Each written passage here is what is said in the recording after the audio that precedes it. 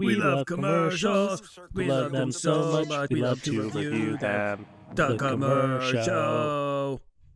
Today on the Commershow, we're joined by a man who has seen more ads than my dad skips on YouTube, the arbiter of ads, the 60-second sommelier. He's the editor of creativity at Ad Age, Tim Nudd.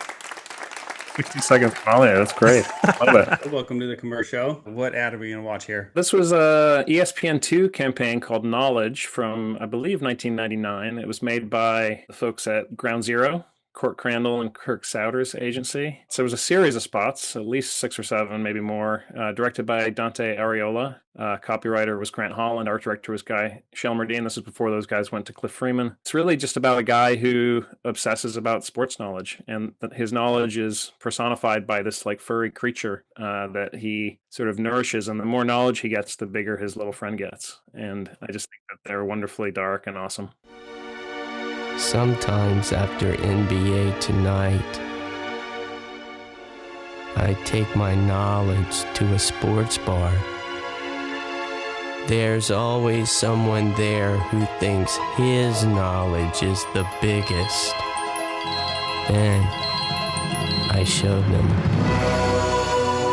mine.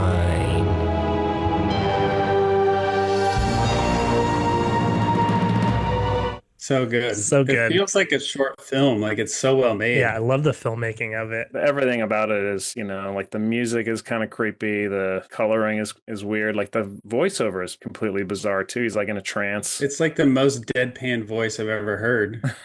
For sure. It's also giving me American Psycho vibes where they're comparing business cards. Look at that subtle off-white coloring.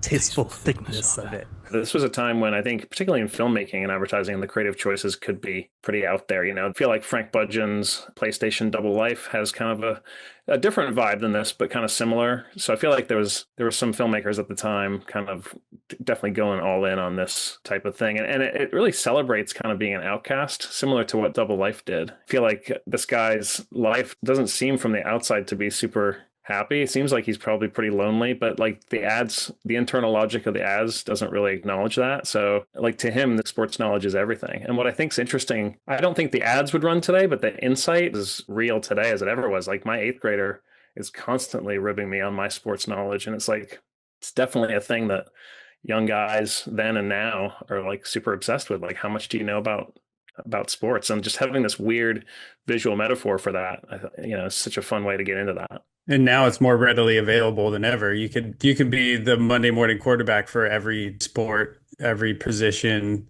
Because back then you really had to watch ESPN2 to get that knowledge. And then there's that one spot where he goes to Cancun with his girlfriend and he comes back and the knowledge is like tiny, like standing.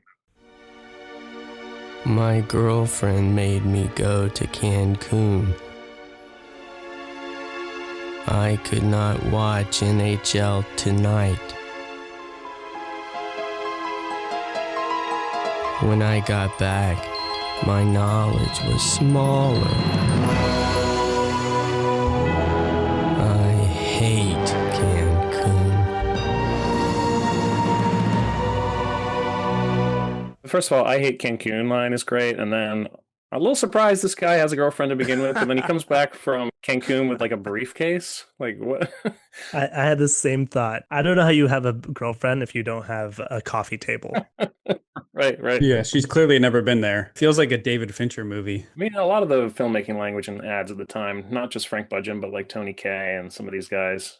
I just feel like it was super gritty in that way. Fincher as well. A lot of the ads weren't afraid to kind of go kind of more bleak and gritty. I mean, even the way that they brought the knowledge character to life is so unique. It feels like a brain, but it's a fur ball with legs. It just kind of reminds me of a Hitchhiker's Guide to the Galaxy kind of alien that they would have made.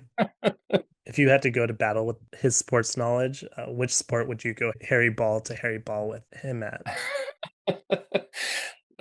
Probably baseball lately, which is its own kind of slow pleasure. I'd go hockey. So no balls involved with that. But I do think in some ways that the insight is so real. Young guys are gonna immediately vibe with the insight.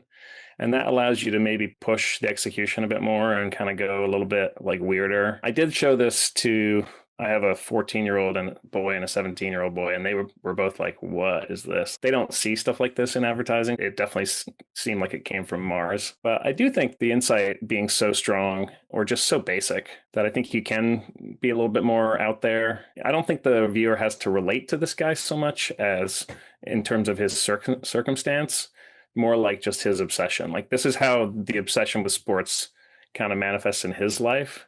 It's probably going to manifest differently in your life, but you can at least relate it to like, maybe if you took it a little too far, this is where you would end up kind of thing. This is so much fun. Thank you so much for sharing. Yeah, appreciate you coming on the Commershow. Yeah, definitely. Yeah. The Commershow.